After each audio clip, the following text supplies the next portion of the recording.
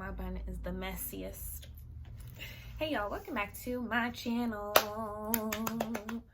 In this week's episode of my unpopular opinions, yeah, we got a lot to talk about today. Y'all already know what to do. Like, subscribe, share, leave your comments below, leave your unpopular opinions below, leave your popular opinions below, leave all the opinions below. I want to hear them. But let's get into this video. Okay, I saw this and I agree with this. I think that Jesus was a person that reached a level of peace and consciousness that we want to achieve. He was able to master manifesting and master his emotions and how he handles things, and really understanding that he is essentially the creator of his own reality, really opening his third eye.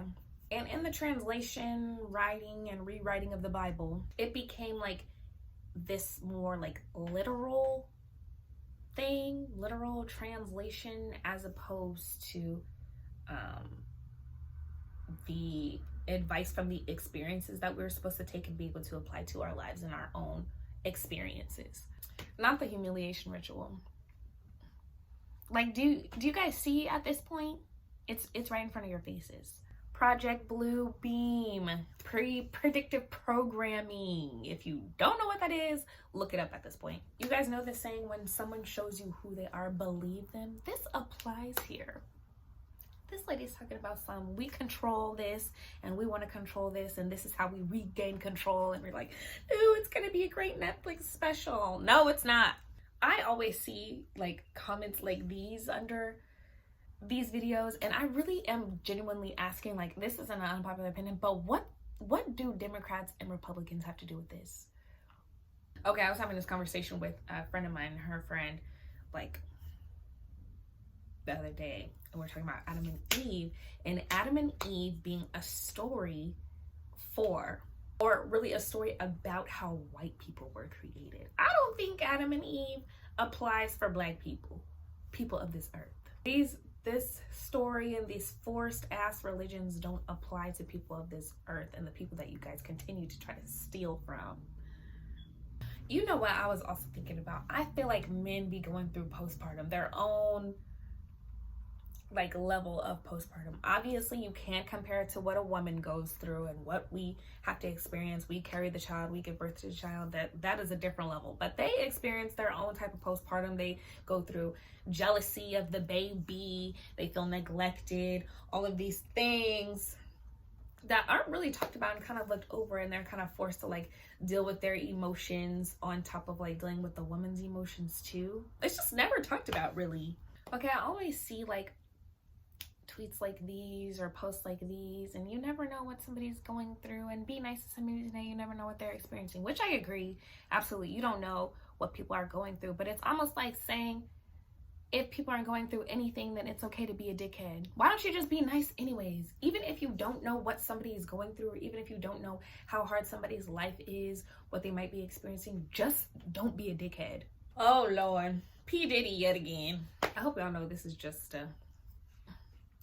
smoke and mirrors, just the tip. He's just the face, and it's simply time for him to pay the piper.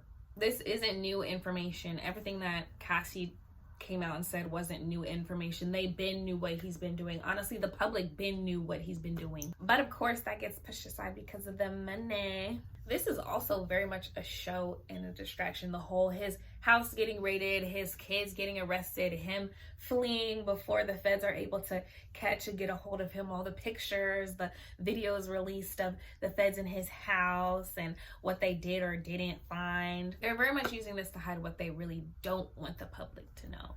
Do you guys understand that? My sister brought up this to me. It's like about a black elite, or a black, I don't know if I'm saying that correctly, black elite, black something, but it's a higher power, higher ups who are actually black people, and it's really saying who we think is in power really isn't in power. The people who are actually in power do not show their faces. They don't show us who they are. We don't know what they look like, who they are, where they at.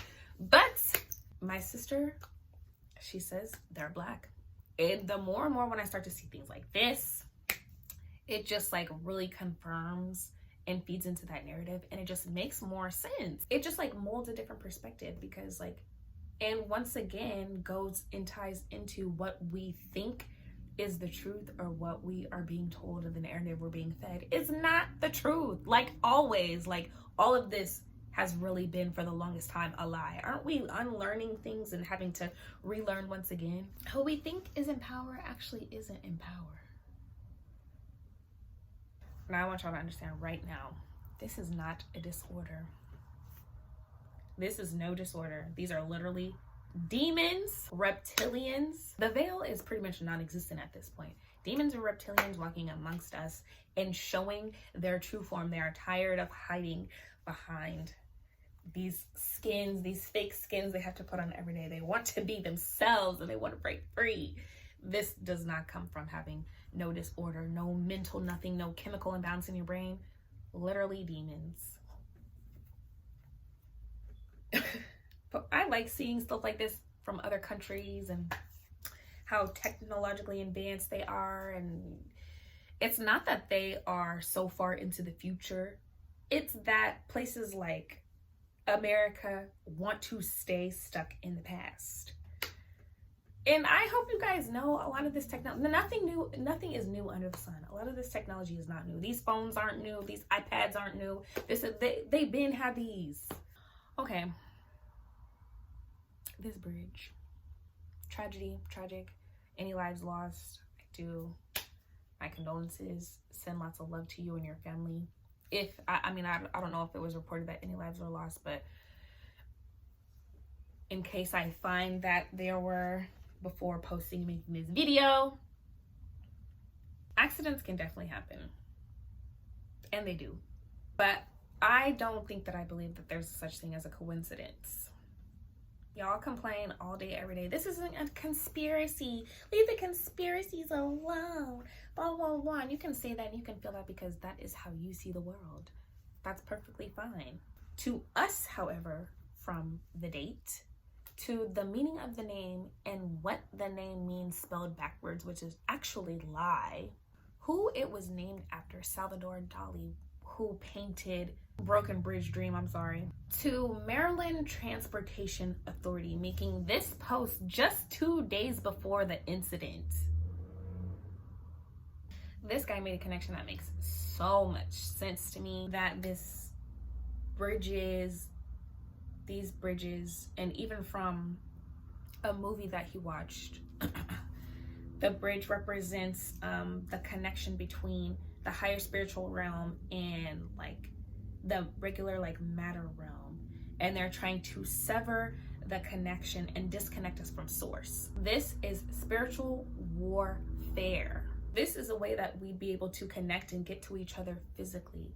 And if we feel like we can't do that because we can't trust the connections, because bridges aren't stable or freak accidents like this will happen, then we will just stay to ourselves and become these very individual entities, and not remembering that we are stronger and we are better in numbers. Like, they want the consciousness of the collective to wither away. And the gematria and the symbolism and all of these things are doing their things, and everything is being put into place, and we are ultimately manifesting the reality that they want. Okay, this video, it's not really too much of importance, but it just kept popping up on my feed, and I really love the think pieces. I love the narrative and the thought behind, you know, her not freaking out because her man didn't freak out. He sets the tone, he is the leader, she follows his direction, and that is great. I absolutely love that in a relationship. However, did you guys ever think that she probably didn't freak out because what the fuck is freaking out going to do about this issue? Her freaking out, what is she gonna do? That's not gonna stop the car from going back. Maybe she is just a calm person.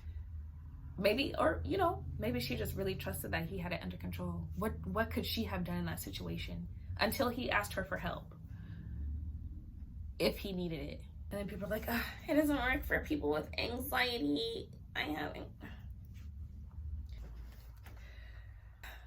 I don't know, y'all. No, I do know. But what do y'all think? You know I want to know. Tell me what you think, though. Leave your opinions about what I said in this video below. The floor is open. That's what it's for. Like, subscribe, share, and I will see you guys next week.